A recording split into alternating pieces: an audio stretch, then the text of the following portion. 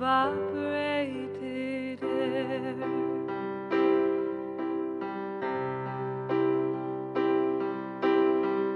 Mood is wavering from the highest to the lowest measure. My spirit's drunk on angels' share.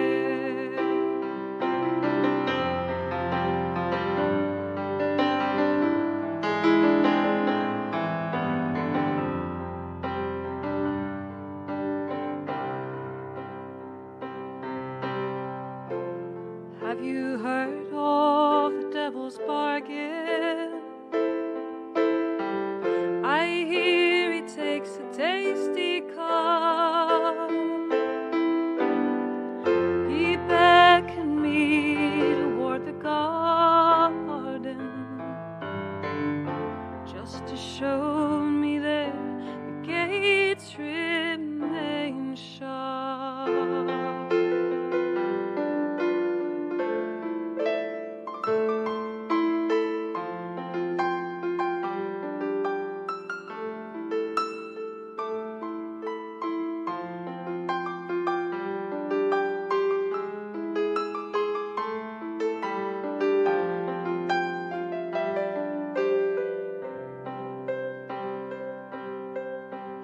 I need a message from the goddess. I need to make her more aware. I'm more wrapped up in my nonsense. She needs to know I really care. Mood is wavering from the highest to the lowest measure. My spirit's drunk on angels' share.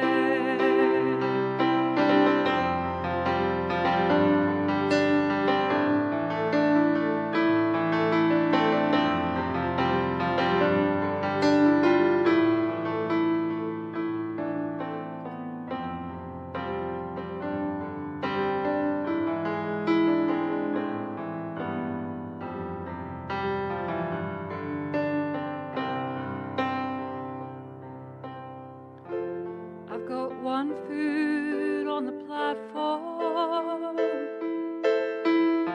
and another in my mouth. I need a spiritual anesthetic, or else I guess I'm headed south.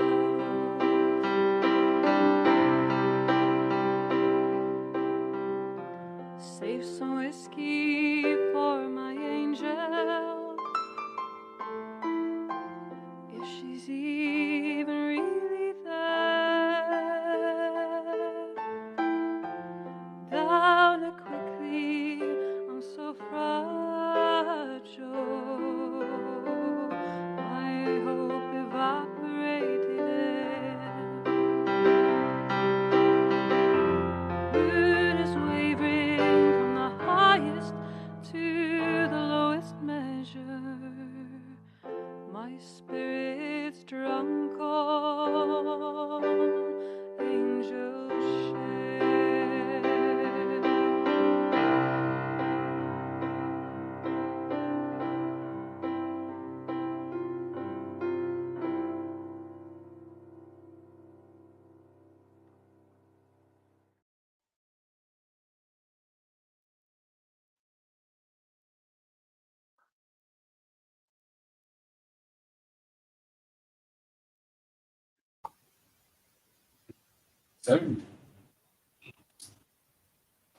I've not put the microphone on, so there we go. Rookie mistake. Welcome back to the fourth episode of ayematters with myself, Martyn Day MP, and my colleague John McNally MP. We just heard the recording that we played at the end of the last show from Kirsty Heggie, one of the number of tracks she recorded it for us at the Calendar Studios. An absolutely first-class piece of music. It was commented by a number of viewers after the last show that why did we leave it as an afterthought at the end? So we thought we would rectify that tonight and play it at the beginning. So we'll have a few more of her songs over the coming weeks, and we really look forward to interviewing her live as well in one of the coming shows. So more to follow from Kirsty in the future. But tonight we're really delighted to have with us two wonderful ladies from Kidney Care UK. We have Judith Connell, who's the Policy Officer for Scotland, and we have Fiona Loud, who's the Policy Director for Kidney Care UK. And they're going to tell us quite a bit about the whole subject. Thank you very much, Martin. And probably the most obvious opening question is to yourself, Fiona, is to tell us, what can you tell us a bit about what our kidneys do, a wee bit about kidney disease and what we can do to look after our kidneys in a better way. So over to you, Fiona. Thank you very much indeed, and thank you for inviting us on this evening. And what a lovely song that was to listen to open up with this evening. So, yes, your kidneys, they are vital organs. They keep us well, they look after us, and many people don't realise they're just busy working away. So we have two of them, and if you were to put your hands around your waist and then turn your hands to your back, under your ribs, and I'm doing it now, though no one can actually see my back, but that's where they are. And they're about the size of a fist, and it's pretty handy that we have the two of them. They keep us well, and they pump around 180 litres of blood every day around the body, which I think is an interesting old factoid there. And they look after your blood pressure, they look after your bones, and although it's a bit basic to get around to it this time of the evening, they also help you to wee. And lots of people, they produce urine for you. And lots of people don't know that that's one of the main functions of the kidneys. So what you drink is filtered, and then some of it is used to look after you, and some of it comes out of your body. So that's a little bit about what they do.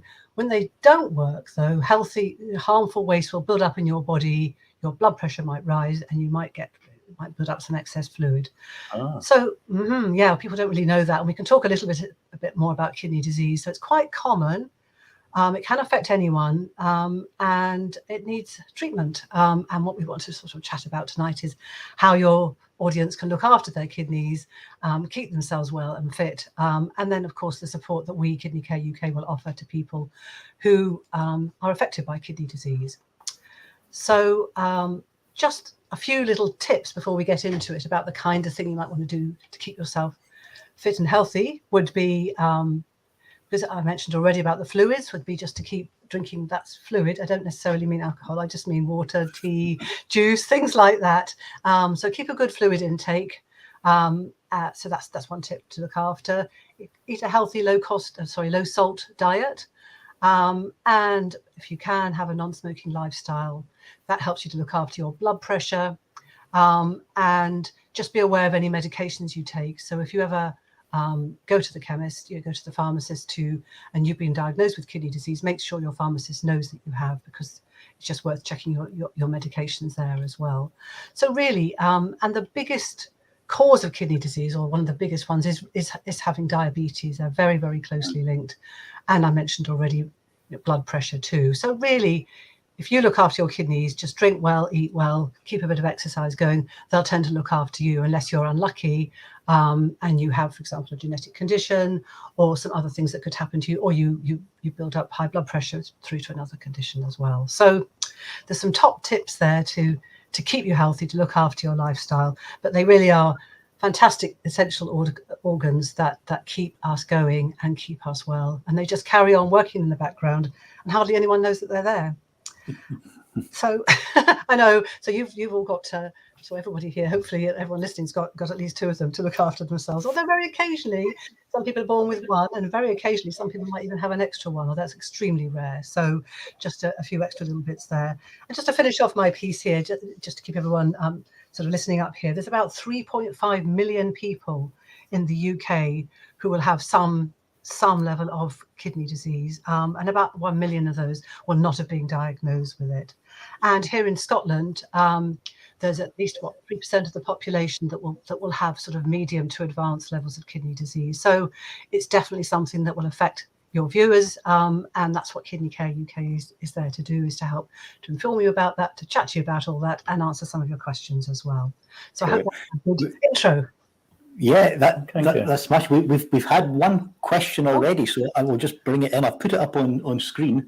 Anne-Marie Barclay's asked, now that we are more aware of health issues, aware of healthy eating, the dangers of smoking and too much alcohol, are kidney disease cases decreasing? And if not, what is the cause of the increase? Well, I think that's a very good question, actually. And unfortunately, at the moment, they are not decreasing. Kidney disease are not decreasing. Diabetes itself is going up, and alongside diabetes, kidney disease will be going up as well. So about 40% of the people who have kidney failure will have it due to diabetes.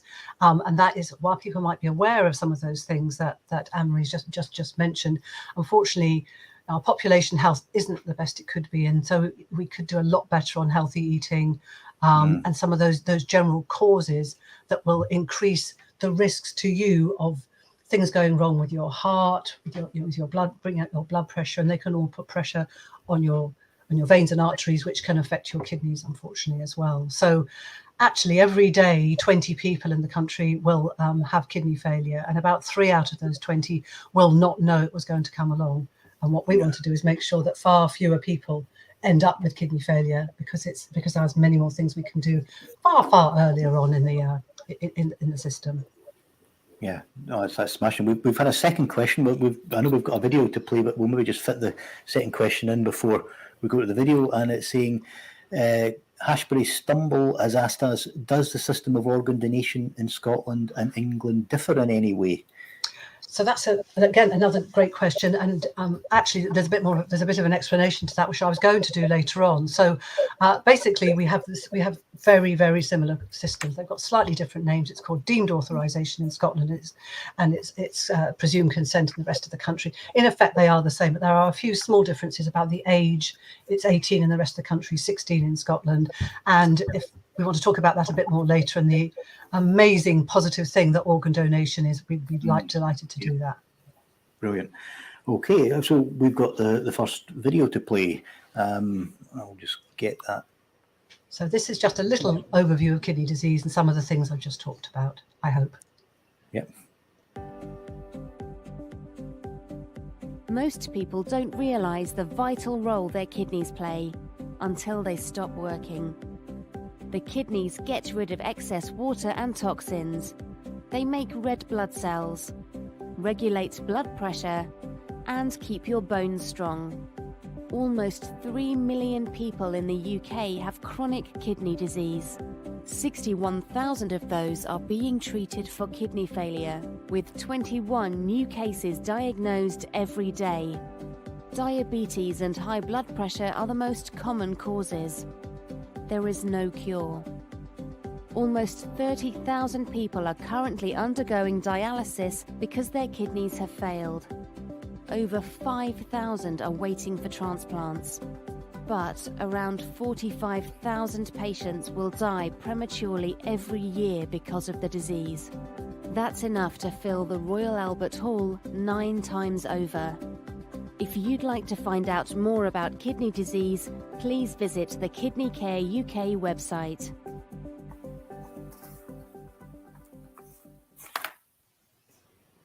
Oh, that's certainly chilling when you hear there is no cure. I was going to ask Judith, what is the impact for people living with kidney disease, especially that terrifying thought that there is no cure just haunts me when I hear it. Well, unfortunately, living with chronic kidney disease is life-changing and can make every day a challenge for people with kidney disease and turn someone's world upside down. It is, we said, a life-threatening condition that never goes away. And kidney disease affects and sometimes governs every aspect of a person's life, be it impacting on their physical health, mental health, economic health and well-being, and their relationship with others. For example, in terms of economic implications, kidney disease can impact on your ability to work. So there's various barriers to employment for people. And for example, in dialysis, the frequency and length of treatment, the physical toll of the treatment, the intense fatigue associated with dialysis and chronic kidney disease really compound financial insecurity. And just like everyone else, the cost of living crisis has hit people living with kidney disease hard in the UK, and the increased cost of buying food. We've got to remember that kidney patients do have to eat specific diets and specific foods for their health and well-being. And for those on home dialysis, the cost of running a dialysis machine and keeping their home warm, there's increased energy costs there. And in terms of physical health, people with kidney disease may develop things like high blood pressure, anemia, weakness in bones, poor nutritional health, nerve damage. And kidney disease also increases the risk of having heart and blood vessel disease. So, and in terms of mental health, having kidney disease is a risk factor for poor mental well-being, and it can be exhausting and stressful for people living with kidney disease, their carers, their families, their loved ones. So common feelings and experiences among people with kidney disease are depression. Unfortunately, up to 1 in 3 people living with kidney disease will experience depression at some point. Anxiety, stress are very common, and unfortunately, some people have considered self-harm and suicide, and some unfortunately have taken their own lives. And it's mental health and well-being has really only been exacerbated by the pandemic and the new challenges and fears for kidney patients and what they've faced, and their feelings of isolation and loneliness have, for example, been exacerbated, as a result of shielding and fears over getting very ill or dying from COVID itself, which unfortunately some kidney patients have, sadly. So, and the impact on families and carers, mental health and well-being is immense too. Caregivers have an increased risk of stress, depression, anxiety, and poor quality of life in the course of providing care and support for their loved ones. And the deterioration of family relationships, stress, and social isolation are frequently encountered by caregivers too. So I think there's a little video you're going to play kind of about patient and family experience of kidney disease and the impact that this has had on their lives too.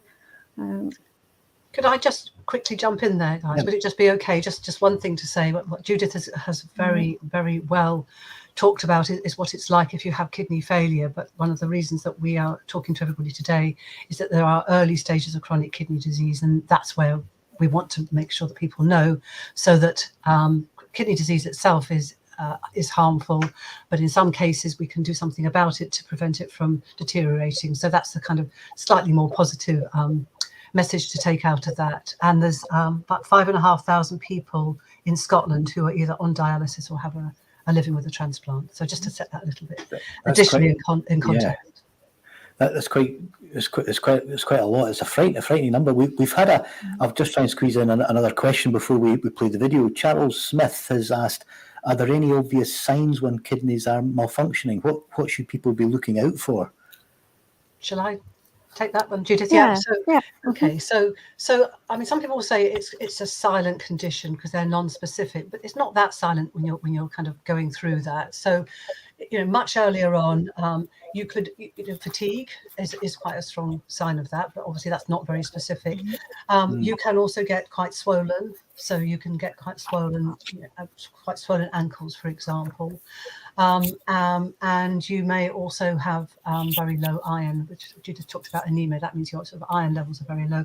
And there are things you can do about that, which will help you to get a little bit more energy, even if that much earlier in the day. So it's really that kind of thing. So it's sort of swelling of your ankles. After a while, you might become quite breathless. That fatigue, and one of the other signs is itching across your middle, because that means your kidneys aren't getting rid of the waste that they should. So that can mean you have quite a lot of itching. So a lot of people with kind of earlier newly diagnosed kidney disease will come onto our groups and ask us, and so kind of like a newbie question, why am I itching?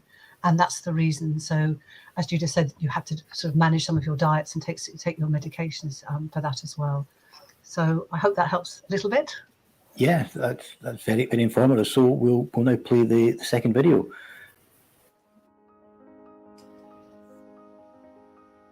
3.5 million people living with kidney disease and 1 million more potentially undiagnosed.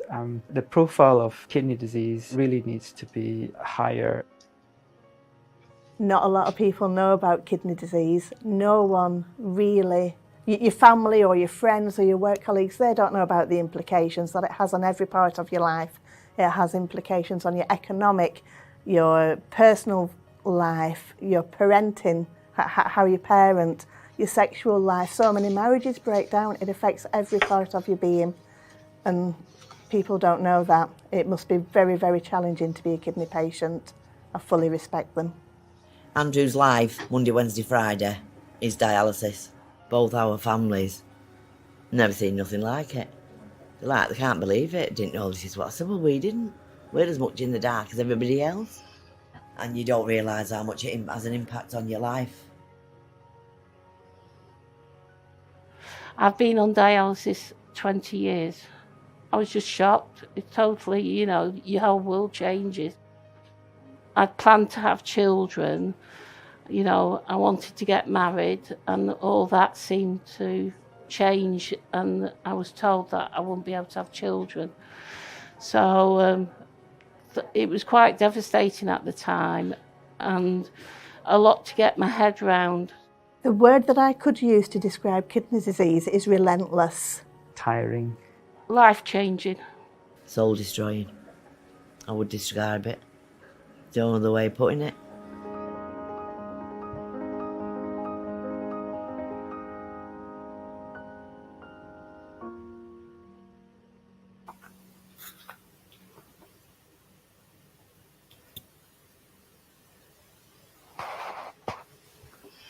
Okay, thank you very much for that. Very powerful, very strong and simple, clear messages coming from families that are actually experiencing what's going on there. So in the second part of this, going to yourself, Judith, and I wonder if you could tell us a wee bit about who Kidney Care UK are and what they do and how they support people with kidney diseases. If you could just outline what you're actually doing, Judith, please. Okay, I'll start off, and maybe Fiona might like to take over at some point too. If she's, we were founded in 1975, and we are the UK's leading kidney patient support charity. And our vision really is that no one faces kidney disease alone. And our mission is to improve the quality of life for everyone affected by kidney disease.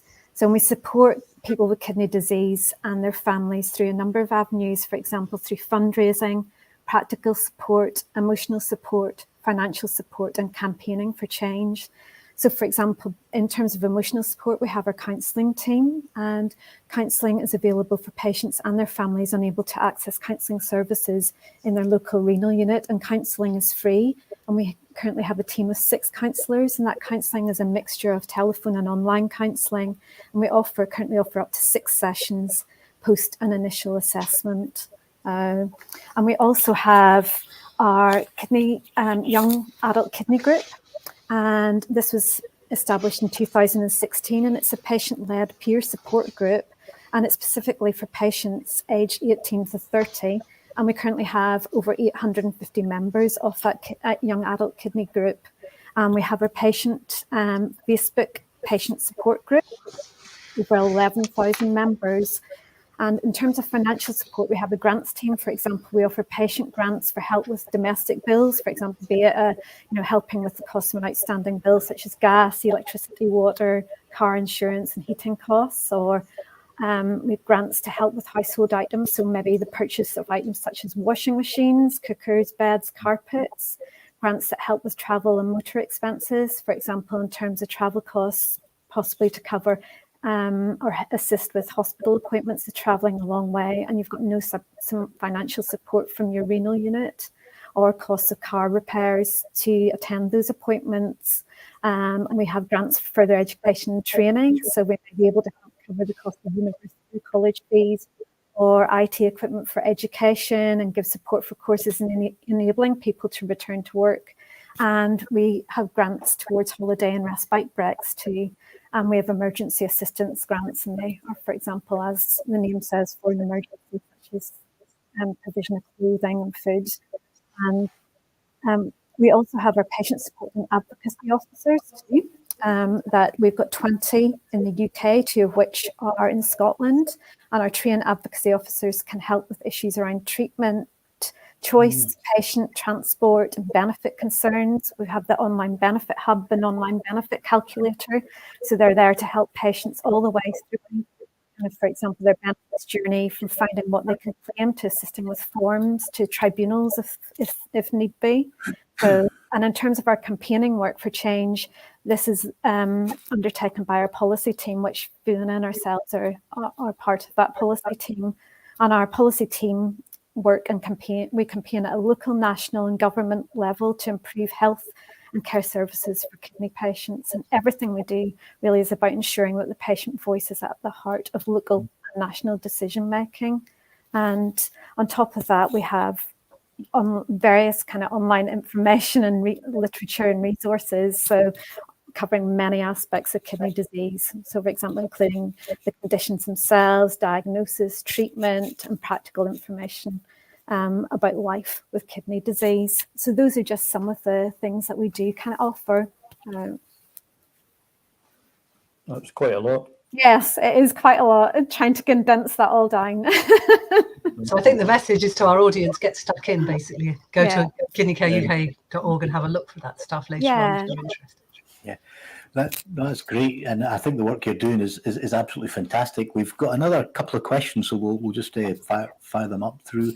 Yes, Kathy is asking, for viewers living with type 2 diabetes, apart from maintaining good blood glucose control, what other advice would you give to help lessen the risk of future kidney-related health issues? So thanks very much. Really good question, actually. Look after your blood pressure. You can most doctors have a blood pressure cuff. You can go in there and ask to have a look at what your blood pressure is, or you can buy them very cheaply at Boots or wherever, your local chemist. And also go to your annual, you should be getting annual diabetes checks. So your annual diabetes check should include a check on your kidney function.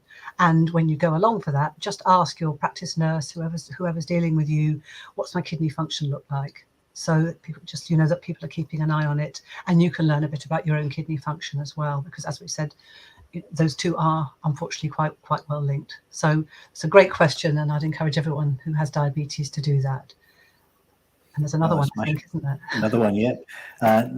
Keith Barclay has asked, do genetics have any influence in the likelihood of kidney disease, or is it more lifestyle related? So again, really good question, actually. So so it's a combination of those things. So for some people, it will be related, and it's not just necessarily lifestyle. It could be related, but it could be related to some of the other diseases you've got. If you have a heart problem, that can relate to you having a kidney problem, as an example. If you've had a stroke, if you have high blood pressure. But at the same time, there are also people, probably about, I'm going to say very specific numbers, about 12% of the people who do have, kind of later stage kidney disease will be people who've got it for genetic reasons as well. So there might be, there's lots and lots of different rare diseases, and they might affect that as well. And there's one other cause that I haven't really mentioned up to now, which is something called acute kidney injury, which isn't when someone, you're trying to keep fit and someone punches you in the kidney playing rugby or something like that. It's actually if you get poorly for some other reason, if you have a really bad gastrointestinal attack and you've already got some other condition, that might also bring your kidneys down. And then that's the situation actually where if that's picked up quite quickly, that can resolve. So it's not the same as chronic kidney disease, acute kidney injury, which is a sudden decline in your kidneys because you've got some other infection going on. And people might get it if they're on chemotherapy or something like that as well, or they've got some other problems, and then you get kind of an infection. That can be where that can go wrong. So that needs to be identified really quickly and treated really quickly with medications, for example. And in those instances, people may then end up with a level of kidney disease, but it may not get any worse as long as people keep an eye on it for for the rest of your time, basically. So it's quite a long answer, but there's a few things in there. So thank you, Keith, for that question. Yeah, no, it's great, and I'm really pleased that we've got questions coming in. Yeah, so thank you everyone for that. Keep firing them in, and as we always like to say, start them with a Q if you can, because it makes it easier for us to spot them in the various chats, because we are actually our own technical support as well as trying to do this. So it does make life easier for us to try and answer as many questions as we can if we spot them. Earlier on, there's a bit of mention of the added costs that people have of living with kidney disease. So it seems to me that we're in a very deep cost of living crisis. Mm-hmm. Would you like to explain some of the problems that people are facing with the disease now? Great, Judith, that's you, isn't it? Yeah, definitely. I did start to touch on that earlier about the cost of living crisis and the impact that it's had on people with kidney disease in the UK. And the cost of living has had an immense detrimental impact on, as I mentioned before, the physical health, mental health and economic health of people with kidney disease and their families. And we most recently did in November last year, our Cost of Staying Alive report. Key findings of that report suggest that I'm going to throw some stats at you, but it's important to remember that all these stats are an individual person experiencing this. Some of you may know some of those people, and personally yourselves. So key findings of that suggest that 98% of kidney patients in our report were worried about the rising cost of living, and 60% were worried about it all the time. And in terms of physical health, nearly 79% reported that rising cost of living was now having an impact on their physical health. And in terms of their mental health, nearly 87% reported that it was currently having an impact on their mental health. And in terms of around 87% said that they'd turned the heating down in their homes, and 65% said that they'd not replace shoes or clothes when they become worn out or too small. And in terms of kind of food and eating and preparing meals, 44% had missed meals, with unfortunately 1 in 10 saying they skip them on a regular basis, and 68% were worried that they wouldn't be able to feed their families. And another issue that I brought up earlier that really follows on from the pandemic itself, the cost of living crisis has exacerbated the social isolation that kidney patients are experiencing. So the cost of 73% in our report stopped going out and seeing friends, 68% cancelled holidays, over a third had stopped their hobbies due to the rising cost of living. So as you can tell, it's had an extremely detrimental impact upon people living with kidney disease and their families. I just want to kind of hand over to Fiona a little bit to that, and maybe talk a little bit about the cost of living crisis and the impact that's had on particularly people on home dialysis too. Okay, yeah. Thank you very much. And again, if anyone's got questions about any of that, just let us know. One of the reasons we're talking about the costs, if you are on dialysis itself, are that, first of all, you may be driving to your dialysis appointments, which are 3 times a week, so there's costs associated with that. But if you are on dialysis at home, your energy that you use, which is electricity and water to run the machine, so in Scotland, I know you get some support for the water bills, but for the energy bills, they will be higher because all the energy bills have gone up.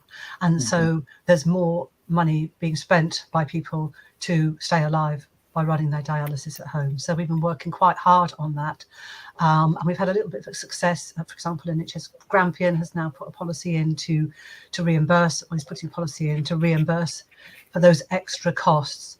But what we found is in different parts of the country, not everyone was being either reimbursed or fully reimbursed for those additional costs. And what people therefore were doing who are running those machines at home, some of them were switching the heating off, but then had to turn the machines up in order to run the machines. So it's kind of not really an option to run those machines. But I just wanted to explain a little bit about how there's a very particular cost there to people who are on the home dialysis, and the people who are on dialysis in hospitals who are driving to and from the hospitals. There's a cost there as well. And again, there's just a lot of variation depending on where you live. In fact, across the whole UK, we've had a little bit of success in a few places, but that's kind of quite, an active programme at the moment. And if that's one of the reasons I think Martyn and John, we came to start to talk to you in the first place about all of this. So that runs all alongside all the issues of treatment that we've just lined up. And if any of your audience want to get into any of that, we're very happy to expand on it, or you can write to us afterwards about it. Yeah, no, thank you for that, Fiona. I mean, I've thought for years now that we should have GPs prescribing heat. It's so fundamental, and I was really intrigued by the warm home prescription pilots. I mean, how do you think they're going, and is that something you like to see rolled out across the country as a whole? Yeah, so just to explain to people, in some places that included Tayside, wasn't it? I think GPs were to a group of people. I think it's more people with respiratory conditions, some heating, and our understanding is they went very well. But from some of the questions that I think you've helped us to ask in Parliament, actually, what we've heard back is these are very much local decisions rather than sort of a national decision. But we would very much like to see that, and we'd love to see more of that rolled out in Scotland. And if there are people who are listening to that, come and talk to us about how we could do that and focus on people who need that additional level of support. And what we should also say is, if you have kidney disease and you have anemia, that also makes you very cold. So it's an extra fun thing to that, I'm afraid. Yeah. So I think another question's just popped up, hasn't it? Yeah.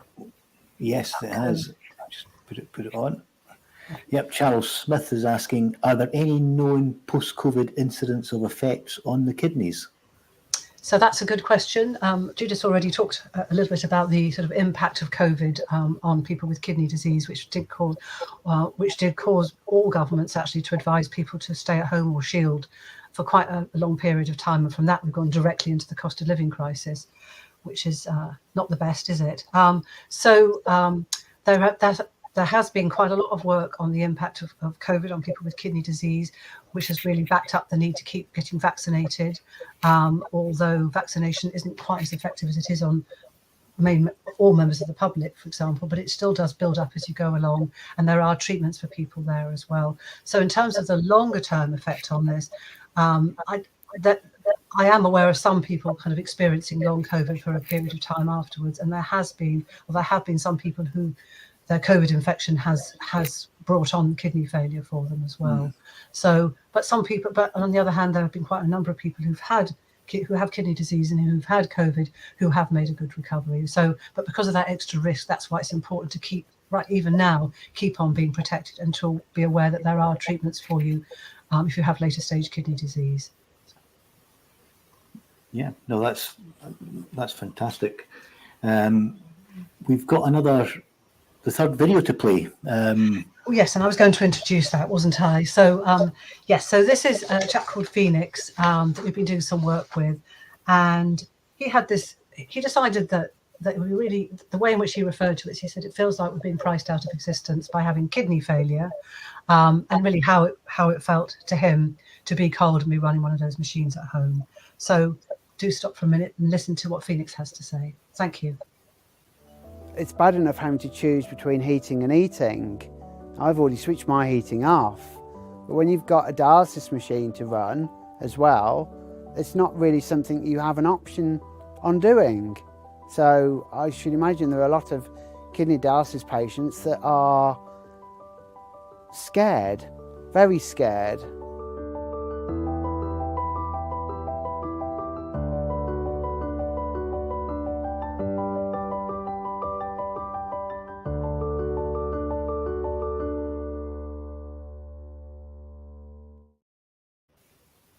Thank you.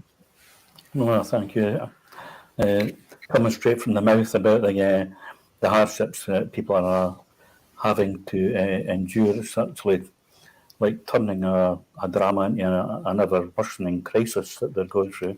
Yeah. So on that, you touched on it earlier on, Judith, about the cost of living crisis, and can you tell us about what Care UK has actually been doing to help people with kidney disease through this cost of living crisis?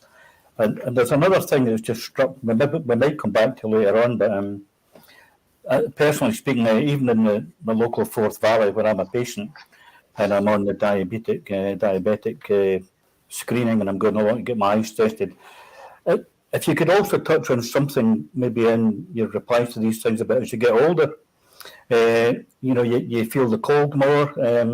Strangely enough, I'm feeling colder down in London than I do in Scotland at the moment, but that's a strange one. But, as you get older, you feel the cold more. Is that affecting people in the cost of living crisis when you should be turning your heat up in your home unit more than normal?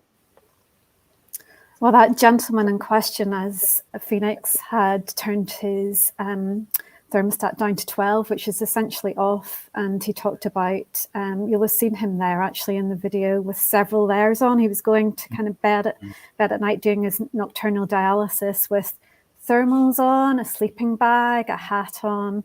You know, this is just an example of one person that's experiencing that. There are many people with kidney disease on dialysis going through that same experience, unfortunately, as Phoenix is experiencing, aren't there, Fiona?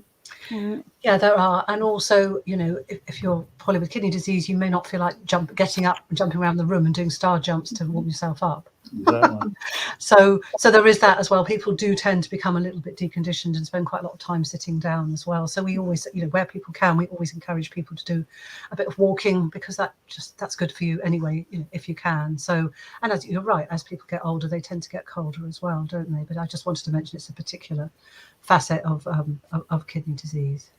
And I think another thing of concern is for people on home dialysis, their dialysis machines themselves have to operate within certain temperatures to operate properly. So that's a concern. Okay.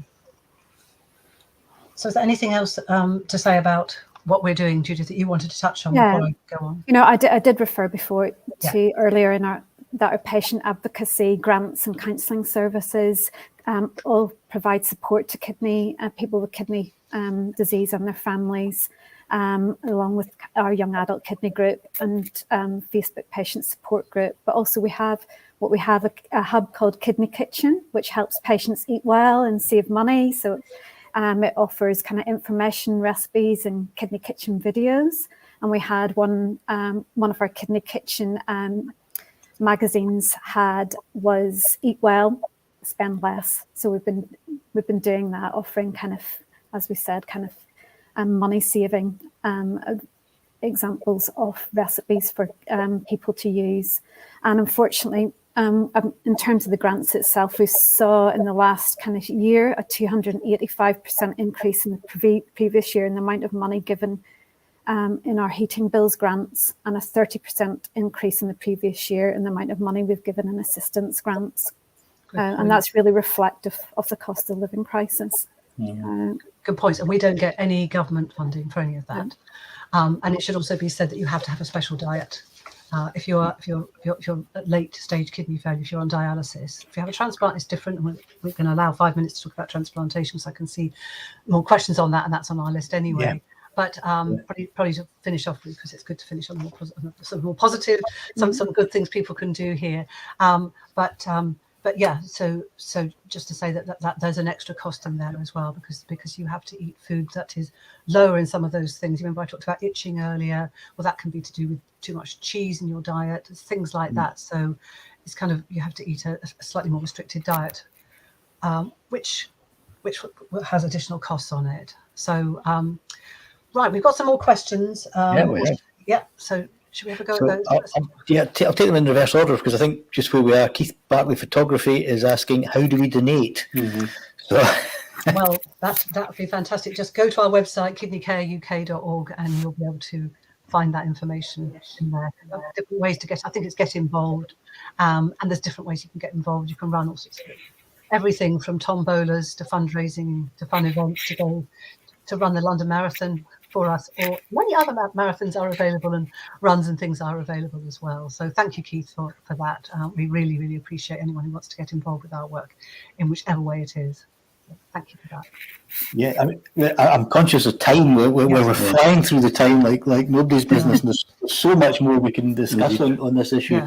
Obviously, we've touched on the issues of mental health and things as well. Is there anything more you'd like to say? You know, what support are there for the patients on concern with mental health? I think we've previously referred to that for Kidney Care UK. Itself has its counselling service and young adult kidney peer support group, but there's essentially not enough formal support to address the mental health and psychosocial needs of people with kidney disease in Scotland and the UK as a whole. and like what we have found is none of the 84 renal units in the UK employs the recommended number of social workers for the kidney patient population, and only 5% employ the recommended number of psychologists for their patients. And in paediatric care, that's children. Over the past 15 years, psychology and social work services have decreased by 21%. So that really shows you kind of what is happening at the moment. And Fiona has been actively involved kind of in, we'll chat about psychosocial support and our report and manifesto for change. Lovely, yeah. Okay, so I'll go on to that then, shall I? And then we'll go on to the transplantation, if that's okay, Martyn and John. So yes, so Kidney Care UK last year, we spoke to the Scottish Government. We went to something called the Scottish Renal Association to talk about all of this. But we've put out a manifesto for improving the physical, the mental health and social care for people with kidney disease, because as everyone will know, we offer support in those areas as well. And so we're asking for people who have those needs to be identified. So in other words, people to have the opportunity to be assessed if they want, and if they want to have that level of support, for more staff to be trained in providing that. And we're asking for Scottish Government who are coming out with some answers, coming out with a mental health work quite shortly, actually. So we'd like to kind of pursue what we've been asking for over this period of time, and what people with kidney disease are telling us every day that they need. We've taken this work around the whole of the United Kingdom, and we'd like to do some more on that up here in Scotland, because as Judith said, there's not enough of that available at the moment. We can fill part of the gap, but that we cannot fill the whole gap, because that is part of what the hospitals and indeed the GPs and others are there to do. But we can work with people, work with those organisations, as well as our politicians and policymakers, to change that, because there is a real need, and it is very difficult to engage with your mental health, your physical health, if you don't know where your next meal's coming from too. So they are all linked up together there.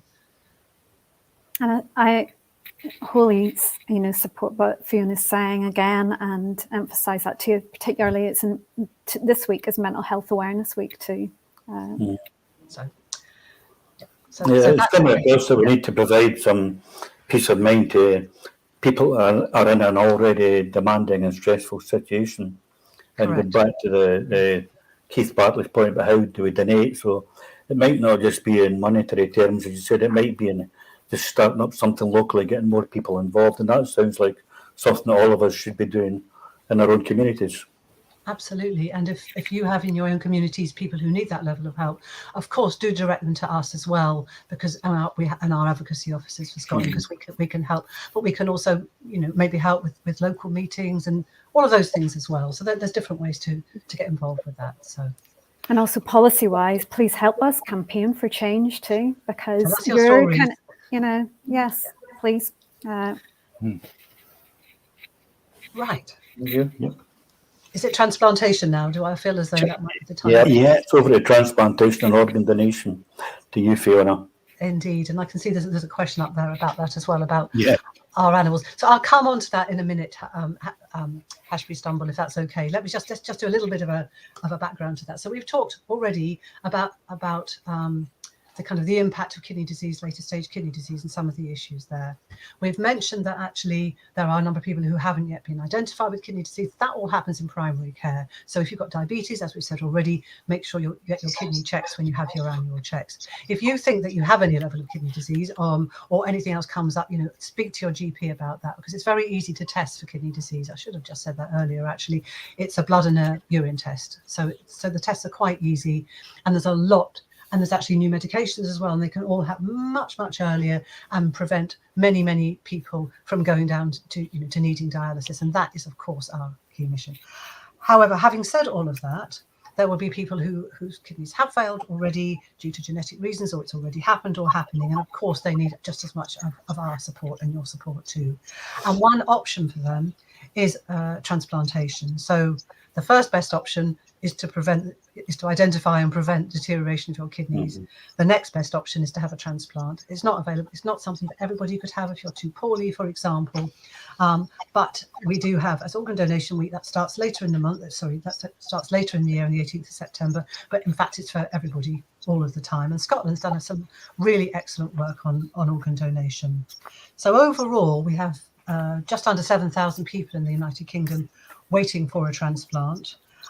There's 529 people waiting in Scotland, and about 8 out of 10 of them waiting for a kidney transplant, which is the most transplanted organ. Up to this point this year, from April 22 to the end of 2022, there were 299 transplants in Scotland, and 73 of those were living donations. So I don't know if people know, but you can donate your kidney as a living donor as well. That's about a third of it. So it's a really important part of all of this. And there are some things that people can do around all of that. So we've got the Scottish Government has put a lot of support behind all of this, and it's got a great scheme called the special gift. Sorry, it's called the special gift. So if you Google living donation in Scotland, you'll be able to find information about the special gift, which tells you, if you wanted to become a living kidney donor, how that could work for you. And it's a fantastic thing that some people do. At the same time, if you die in a situation where you might be able to donate your kidneys, so that would be, for example, in intensive care or such. The law was changed to, as we talked about earlier, to deemed authorisation, or what's often called presumed consent. So in Scotland, it is assumed that you might want to become a donor if you were to die in those circumstances, and it's not something that anyone wants to talk about. So it's one of those things that it's much easier if you tell your family what your views are, and if there's a route today, you might want to tell people, what your views are. So at the same time, your family will always be asked if there was any reason that you might not have wanted to become a donor. So if you like, the balance has changed with that change in law, which was March 2021 in Scotland, so that it would be assumed that you would want to be a donor if you have not expressed your wishes either way in life, but your family has the opportunity to say or to represent your views. And it is just the most extraordinary and amazing act of generosity to give someone else life, either after you've passed away or with the case of a kidney in life as well. So it's quite an amazing thing. There's a lot of support for that up here in Scotland for you to learn lots more about it. So really, it's down to a few questions, I suppose, about people there. And there's the one question that's come up, which is about the future and where we go. So the best thing you can do at the moment, of course, is to talk to your families, and you can go onto the organ donation register and put your own name on it if you want to become a donor. And you can just Google organ donor. It's very, very easy to find. So for the future, there are different pieces of work going on in America, actually. So in America, that people are looking at animal models. So there was some work done last year that people might know about, where a heart, I think it was a pig heart, that was given to somebody needing a transplant. So it's the first time that's ever happened, and there's been a lot of learning from that. And there's a lot of further learning going on about whether that's a good thing to do, whether it's safe, and the right way to go forward.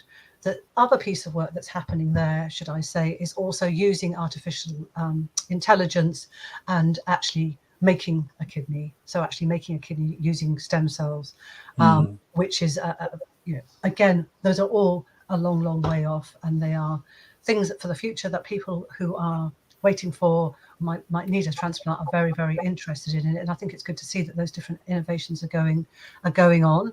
But at the same time, at the moment, we are where we are, which is that there are more people now waiting for a transplant than there were prior to COVID, because unfortunately the transplant system had to be suspended for a period of time.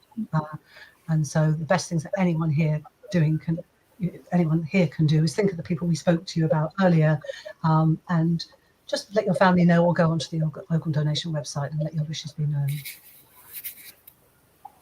I hope that helps. Oh, we have another question as well. Another question, yep. They're coming in thick and fast, which is really good. Fantastic. So if you had a kidney stone as a youngster, does that prevent you from being a donor?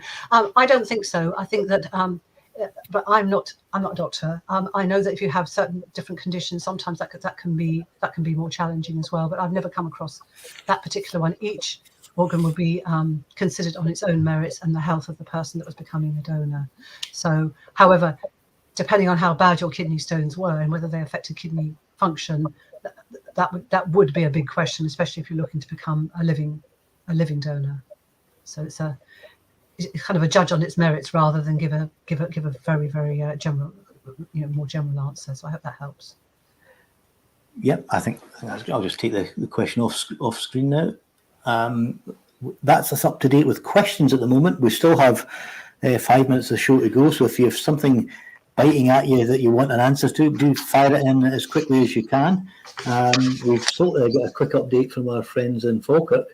But, so we'll maybe just bring in the team just now to join us for a few minutes before we get the final closing remarks. So, Hi. Any questions? And the lads are on mute, which is an infectious problem with live streaming.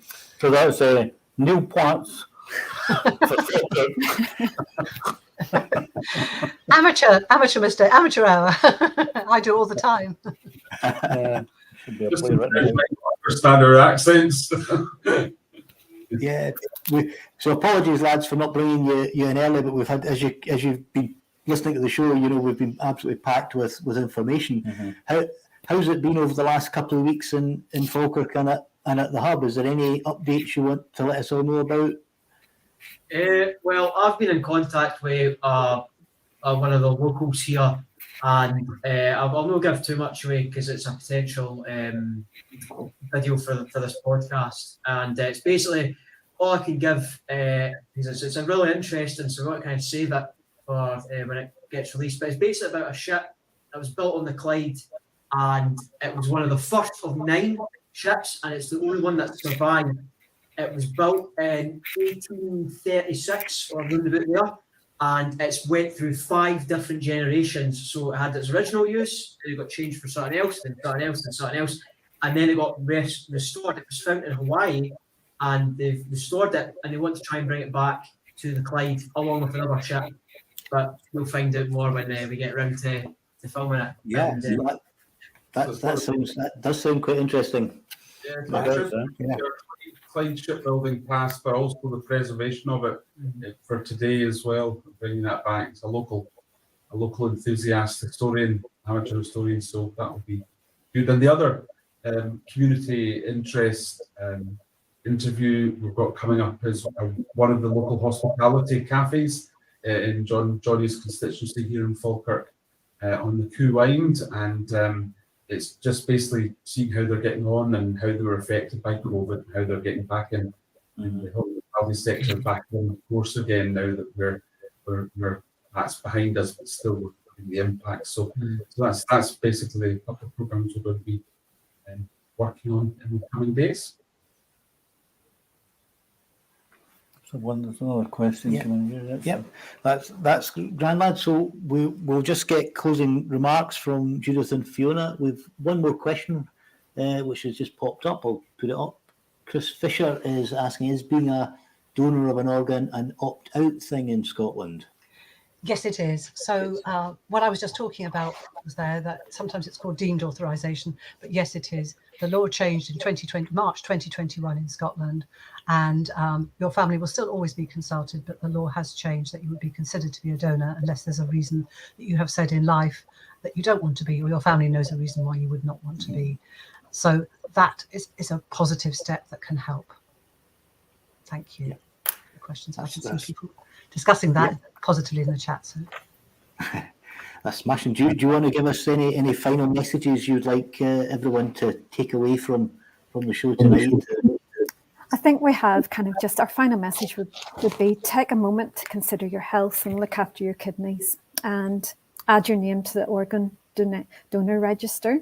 And if you need help, advice or support on kidney disease, please contact Kidney Care UK. Our telephone number is 01420 541 424. You can access our website at kidneycareuk.org. And if you're concerned that you might have kidney disease or issues around kidneys, kidney issues, please do not hesitate to contact your GP. Preventing your kidneys deteriorating and detecting it early are vital. And really just a thank you for inviting us to the live stream today to talk about Kidney Care UK and the work that we do. We really appreciate it. No, thank you for joining us. I know when John and I met you online, we were just blown away by the information and thought, more people need to hear this. It really is quite eye-opening, and the more I learn about kidney disease, the more frightening I think it all sounds. So we've really got a huge job of work to do to get society in a much better place where it's, stop it before it becomes, uncurable.